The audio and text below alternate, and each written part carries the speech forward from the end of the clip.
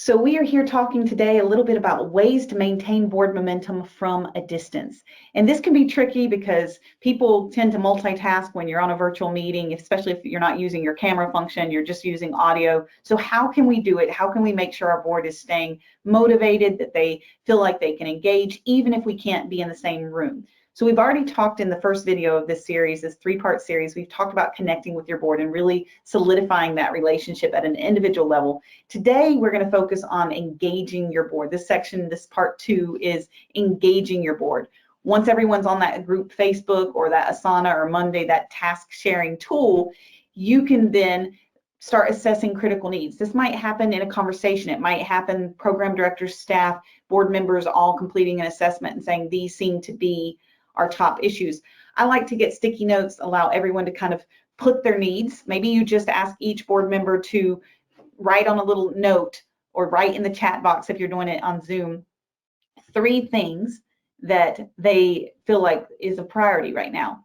And you collect those things and you say, okay, we have now 30 things. Let's cluster those into a group and say, okay, how many people said that keeping salaries paid or doing X, Y, or Z programmatically is important? And you cluster those and start prioritizing and say, okay, 10 board members said about the same thing here. So this looks like it's a priority. You start, narrowing down those priorities in order of daily operations, programs, your personnel, resources, messaging, all those things. So you might just break these up. So if you're on a Zoom call, one simple way to do this might be break it down and say, what do you feel like is our top need as far as daily operations are concerned? Everyone put in 1, 2, or 3, however many you can handle, and then you filter those.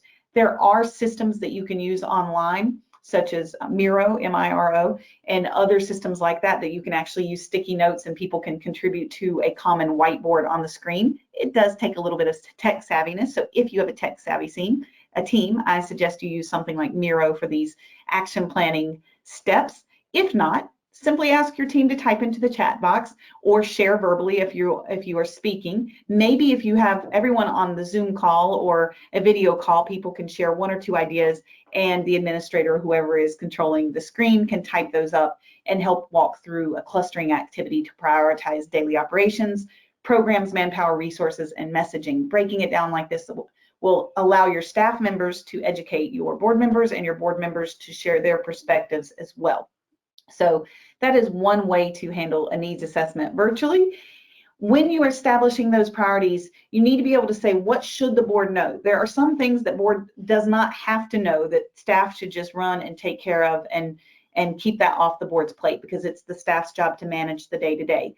But there are other things that the board should know about, because if community members come up and say, how can I help? They want to be available to answer that. They need to be informed. So what should the board know as they are serving as ambassadors? Maybe as a staff member, you can make a list of, I feel like you should know this, and create some very simple talking points. They do not need to be a page long. They don't need to be a half page long. 2 or 3 sentences on each talking point. Maybe it's your shelter service or stray to shelter program, or maybe it's your habitat program. Maybe it's a special activity that you're doing. You should have just a 2-sentence or 3-sentence talking points crafted for the board. Share that at a board meeting virtually or however you're going to do this, and then give the board the opportunity to ask questions based on that 2-minute or 2-question or 2-answer talking point. So you're going to take that, you're going to move on and then say, okay, now that you know what's going on, what can you do, and what does the board need to act? So you're not just saying what can you do, you're making sure that you understand what tools, resources your board members need in order to act. Do they need a letter crafted on the organization's letterhead to solicit a sponsorship? Do they need a detailed needs list, so they're making sure they collect the items, the resources you need, and not things that are just going to go in storage or get donated to another organization and it takes up your capacity to do that? What does the board need to act? Give them an opportunity to tell you those things. I like to use index cards in person. You can do the same thing virtually. You can ask everyone to say, what would you need to feel like you can take action on this priority, and move on from there. And then as you engage them in the action planning, you're going to take this and say, okay, now that we have our priorities, now that we've said that the board is going to act, let's have a sign-up sheet. I like a simple word sign-up sheet that says, what is the task or the priority? Who is going to take responsibility for this? What is the timeline, and how are we going to hold them accountable? So it might be, I am going to secure 50 chairs for our upcoming event. and I'm listed as the person who volunteered. I need to do that within the next 10 days, and my board chair or the event planning chair committee person is going to touch base with me 8 days before or 7 days before to make sure that I'm on task. So an accountability spreadsheet is really helpful. Nothing motivates people more than a little public shame to say, wait a second, you said you were going to do this and you didn't. If that board member is unable to comply, when that check-in comes a week or two early, they can say, you know what, I'm not able to do this. Let me pull in some help, so it still gets done by the deadline. So a public action or activity saying this is who signed up, this is who got delegated to, and this is their status report is really, really helpful. For that reason, I do like something like Asana or Monday or a post in Facebook that people can say, this is what I had promised to do, this is where I am. But I encourage you to look at some of those group planning boards as well.